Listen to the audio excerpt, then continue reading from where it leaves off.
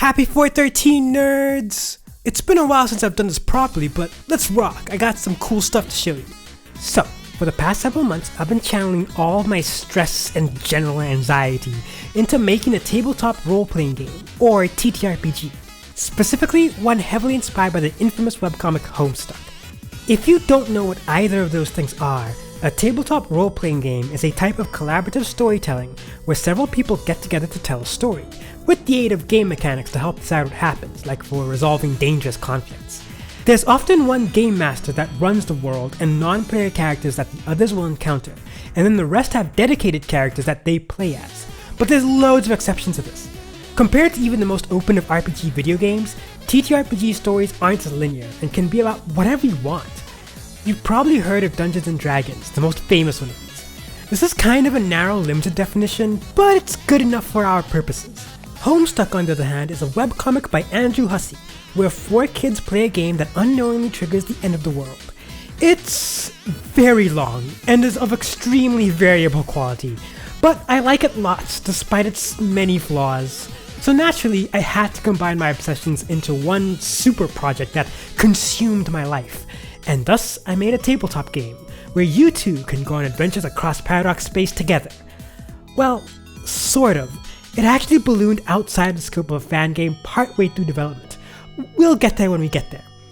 Why did I do this?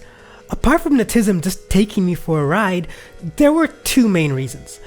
The first is that life's kinda terrible right now, and making tabletop games is a good outlet. The second is that it seemed fun.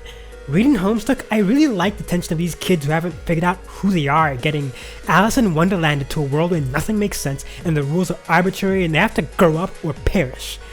I also really liked its frame motif system and wanted to play with it. There's a couple other Homestuck fan games out there that all stick more closely to that setting, but I wanted to make my own spin on it. The more I worked on the game, the more I started getting Deltarune's DNA into it instead of Homestuck's. But Homestuck is the starting point and most obvious inspiration. This game's pretty self-indulgent, made entirely for myself, but I don't think games are complete until they hit the table. And this won't hit tables beyond my own without me sharing it. So, by the time you're watching this, an early access version should be available for you on itch.io, probably somewhere on Reddit, and who knows where else. Links in the doobly-doo. The game is called OtherBound, and it's still pretty rough. I've only tested it a little bit, so expect parts of it to be like pretty broken and jank. Like the entire God tier section is just kind of nonsense. Don't worry about it. But it's getting there, and hopefully people playing it will, find something valuable in it. This is going to be a series of videos that's both a tutorial of the game and a bit of my design process. Why I did certain things, how I translated mechanics, and decisions I made, such as branching away from just using Homestuck Paradox Space and Spurb games as settings. I also kind of hope it'll inspire other people to make their own TTRPGs, whether it's more Homestuck ones, or Deltarune, or Earthbound, or your own original work. The series is heavily inspired by Jackafang's videos on his Project Moon TTRPG, Stars of the City, which you should probably check out if you like Library of Ruina or Limbus Company. This first episode is just a broad overview of the system. So, let's rock. Before I even started, I knew I wanted this to be pretty freeform. Despite being rules-light trash, I like playing well-designed, crunchy tactical RPGs, but I don't like making them so much. I'm actively bad at it, and I didn't want to make a game whose only point is combat. I also wanted players to lean into disaster sometimes, because screwing up can be fun or interesting, and rolling for binary success or failure wouldn't feel right. The thing PBTAs often do didn't feel right either. So, instead of forcing matters, I used a system reference document, or SRD, that fit my goals. SRDs are sets of guidelines on how to make tabletop games, at least in the style of that SRD. Think of them a bit like game engines. The one I stumbled across is called Harmony Drive, which is based off the game Heroic Chord by Peach Garden Games. Its main thing is about making games that prompt difficult choices and self-sacrifice. Heroic Chord is kind, but not always gentle, and other Harmony Drive games match that a bit. All of them reward self-expression and difficult choices, so with some tweaks, it was a good starting point. When trying to do anything that has an uncertain outcome, be it attacking a monster, convincing someone to help you, climbing up a wall, whatever, You decide how you're approaching the situation and select the appropriate facet, basically your stats. You then roll a number of 6-sided dice equal to however many points you have in that facet. If you also have an appropriate skill for that roll, you add extra dice equal to your act or level. A result of 5 or 6 on the dice is a success, while 4, 3, and 2 are ignored. Ones are what are known as edge successes. Usually those are ignored, but you can instead declare that all your ones count as successes. But you have to suffer a consequence for that roll. The GM will always tell you what this consequence is before you decide to take it, so you're not walking in blind. You have chosen to experience pain and seizure. At least you as a player have. Your character, The goal is usually to get a number of successes equal to or higher than a target number, or to slowly gain a number of successes over the course of several rolls to achieve a goal. Magic works differently. Harmony Drive's spell piece system doesn't have big spell lists. Instead, you have individual spell pieces that you mix and match on the fly and combine with your allies' pieces. They remind me of frame motifs, so I modified them and added some additional limitations while removing others. Every character has a list of words called motifs. These can come from your class, your element, or from items and gear that you have. These are your personal motifs. Every scene you're in also has its own terrain motifs based off the environment. The GM comes up with these and shares them with the players. To cast a spell, a player selects one of their personal motifs and one of the terrain motifs and combines them. They describe what they want this 2-word phrase to do, and together the GM decide on the cost of the spell. There's a simple guide showing costs and basic effects for spells, so you don't get caught up for hours figuring this out, but you can always be flexible with these things. While rolling your facets and skills involves dice, spells just work, adding successes equal to your act. They can balloon to ridiculous power, though you must spend an appropriate cost, be it time or excessive resources, or the power of friendship. You also lose access to motifs you use for the rest of the scene, as they burn up.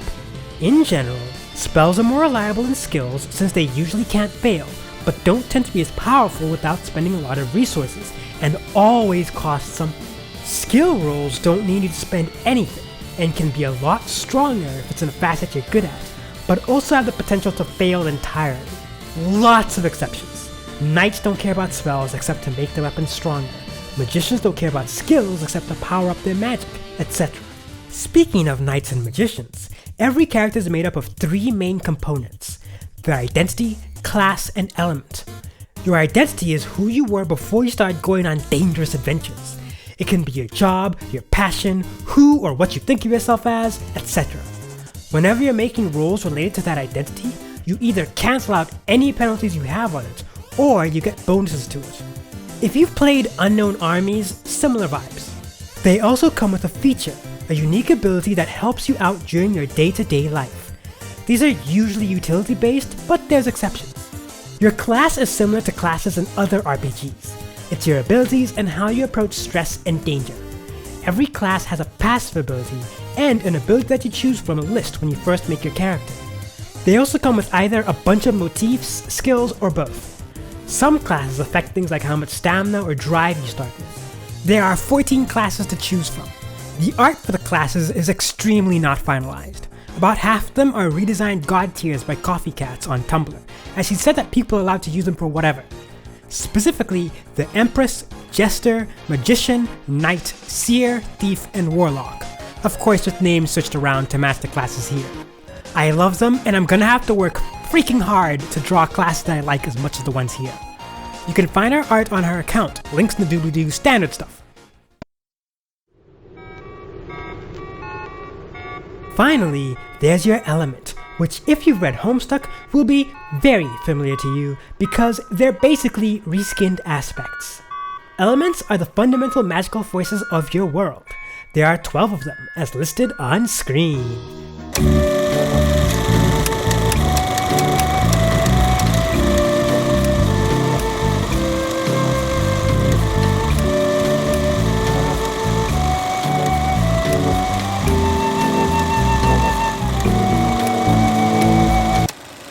Every element gives you access to minor magical abilities, like Vengeance letting you set things on fire and sense and influence emotions, or space, letting you levitate objects and change their size. They also give you a motif to pick out from a list, an ability, and powerful team attacks called duets. Duets are special synchronized abilities that closely match Homestuck frame motifs, but they deserve their own video. Your joint class and element is your classmate. A Nova Knight with a time element would be a Knight of Time, where a Jinx Jester with a Vengeance element would be a Jester of Vengeance, and this combo determines your ultimate god tier ability, but again, its own video. When it comes to items, my initial instinct was to just shrug my shoulders and be like, Lamau, you've got what you've got. I generally don't care very much about loot and magic items in TTRPGs. There's reasons for this, but doesn't matter right now. But I think depending on the game and the group, your equipment and trinkets you pick up can add a lot to a world and what they say about your characters. So items generally come in like 3 different forms: gear, trinkets, and adventure kits. Gear is stuff that you wear or wield. Weapons, armor, fancy dresses, whatever. These can only be equipped in your gear slots, of which you have 2. Trinkets are most other things. Potions, tools, accessories, really shiny rocks. These can be equipped in gear slots, but can also be placed in your accessory slot for easy access, of which you only have 1. The last are adventure kits. Because spending 3 hours of a session shopping for every individual tool needed for camping freaking sucks, adventure kits are whole groups of related items bundled together, filling up 1 slot of your inventory. Stuff like a gardening kit, climbing kit, toolbox, cooking set, etc. Just like trinkets, these can be placed in an accessory slot for easy access, but unlike trinkets, they can't go in gear slots. You can also only ever carry 1 kit at a time, no matter what. A whole backpack of camping gear or a massive toolbox takes up space after all. Gear is where things get funky. We'll go in depth in a later video, but you can upgrade your gear by fusing virtually any item with it. You got a crappy cosplay katana that you want to boost to the next level? Fuse your freaking gaming PC to it! Now your sword has RGB lighting, a joystick, and an ability to emulate any video game made before 2020. Or it might instead have a blinding motif from all the stupid lights. For low tier gear, just about anything works, but higher tier stuff requires either valuable materials or stuff that you have a strong personal attachment to. Don't expect to get anything you fuse back though, this isn't Homestuck alchemy. If you fuse your mother's necklace into your battle axe, you lose that necklace. Your newly forged axe of mother's love is permanent. This is great and all, but what happens if you actually get your ass kicked? Well, if you drop to 0 stamina, you're unable to participate effectively for the rest of the scene. You're knocked unconscious, or you run out of willpower, or you're too embarrassed to contribute to the conversation, stuff like that. You don't just die. Your character dying is usually reserved for suitably dramatic moments, or for like end of act boss fights. But it's still not good to consistently get floored. Whenever your character drops to 0 stamina, they take a scar, physical or mental trauma related to whatever defeated you. This gives you penalties whenever you try and face anything related to that scar. And if your whole party loses, you still lose something of value. The people you're trying to protect might die instead, or you lose your gear, or lose respect to the king, or you get captured, stuff like that. So like, yeah, it doesn't kill you, but still, don't lose. Campaigns in OtherBound, that is a full overarching story across a series of play sessions, are organized into acts. During an act of the story, every player gets a chance in the spotlight. The story focuses on them for a session or 2. When that little arc is over, that player increases their facets, and everyone can increase or change their skills and stuff. The spotlight goes to another player and the process repeats. When everyone has been spotlighted, the story moves on to a dramatic finale arc to end with a bang, or a tense cliffhanger. Upon completing this, congrats! Everyone is now officially Act 2, basically leveling up. All the players can pick another ability from their class equal to or below their new act. I've glossed over a lot. This book is way bigger than I intended, but that's the basics. Next episode will cover character creation, and the next will cover the game's universal encounter system, the Strife system. So, you know, stuff like combat and hazards and stuff. The order past that is, whatever interests me, I guess. GM advice will be somewhere, lore and world building somewhere else, tips on using the game in other settings somewhere else, items, strife, encounters, just whatever. Thank you so much for sticking with me the whole way.